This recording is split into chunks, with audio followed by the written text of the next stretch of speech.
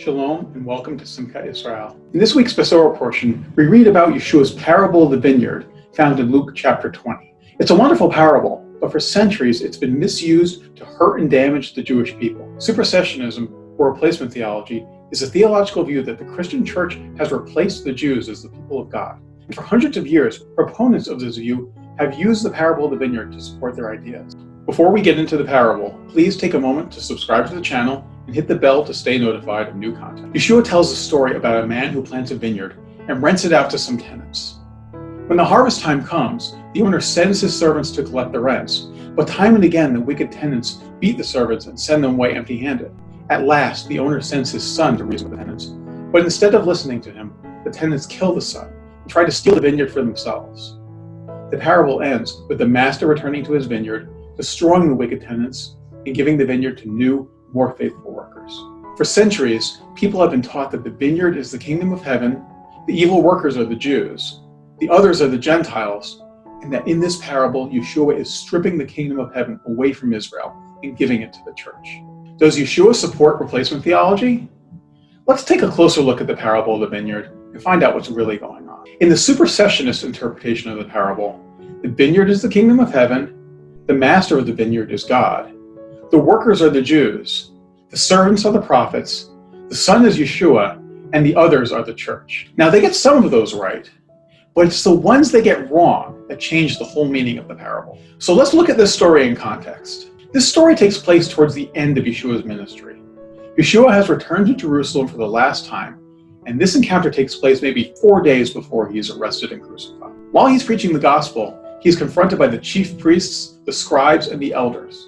And they ask him, "By what authority do you say these things?" There are a couple things we need to keep in mind if we want to properly read this parable in context. People have a tendency when they read the Bible to think that every story must be about them. But Yeshua isn't speaking to the church here. He isn't even speaking to all of Israel. Yeshua is speaking to a very specific group of Jews known as the Sanhedrin. The Sanhedrin were the religious governing body in Jerusalem. And in Yeshua's time, they were the most corrupt leaders Israel had ever had. The Sanhedrin of 33 AD were collaborators with Rome, bribe takers, perverters of justice, and supporters of a corrupt Herodian regime. They may have loved the law for the power that it gave them, but they did not love God. The second thing we need to remember is that this is not the first place a parable about a vineyard appears in the Bible. In Isaiah chapter 5, the prophet sings what is called the Song of the Vineyard. Isaiah's parable is about a master who plants a vineyard, but the vineyard doesn't produce good fruit. So the master destroys it before rebuilding it up again, better than before. Sounds familiar, right? Yeshua would have been very familiar with this parable from Isaiah, and so would the Sanhedrin. Yeshua borrows imagery from this particular parable because Isaiah's Song of the Vineyard is a direct condemnation against the corrupt kings and officials whose leadership led Israel to ruin in his lifetime. The same leaders whose thrones are now being occupied by the Sanhedrin. So when Yeshua tells the Sanhedrin this parable, there's no confusion here.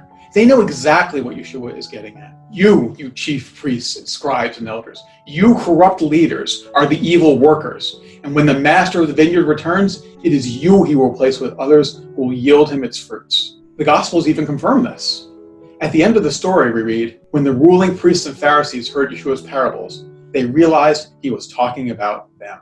The leaders are the evil workers, not Israel. Israel already has a place in this story. At the end of his parable, Isaiah says, "For the vineyard of the Lord of hosts is the house of Israel, and the men of Judah his delightful plant." Israel is not the evil workers who will be replaced. Israel is the vineyard. You have to be really committed to replacement theology to interpret this parable any other way. We now see that in the proper interpretation of this parable, that Israel is the vineyard and the corrupt leaders are the evil workers. But who are the others that God will give the vineyard to labor in it until the master returns? Yeshua answers this question in chapter 19 of the Gospel of Matthew. Yeshua was getting ready to leave for Jerusalem, where he knew he would be arrested and put to death. Yeshua had been telling his disciples that very soon he would no longer be with them. Imagine how the disciples must have been feeling at this time. Yeshua was everything to them. What would they do without him? Peter comes to Yeshua and he asks him, "Master, we have left everything we have ever known to follow you.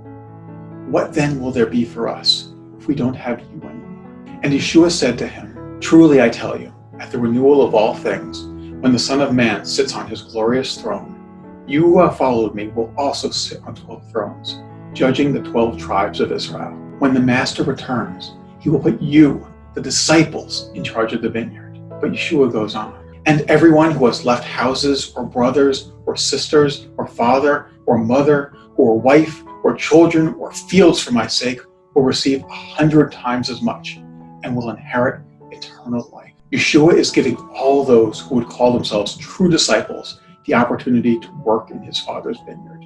And it has nothing to do with whether you are Jew or Gentile. It's about who is willing to deny himself and take up his cross to follow Yeshua. Shalom and thanks for watching. If you like this video, make sure to subscribe. And don't forget to visit simchatisrael.org to learn more.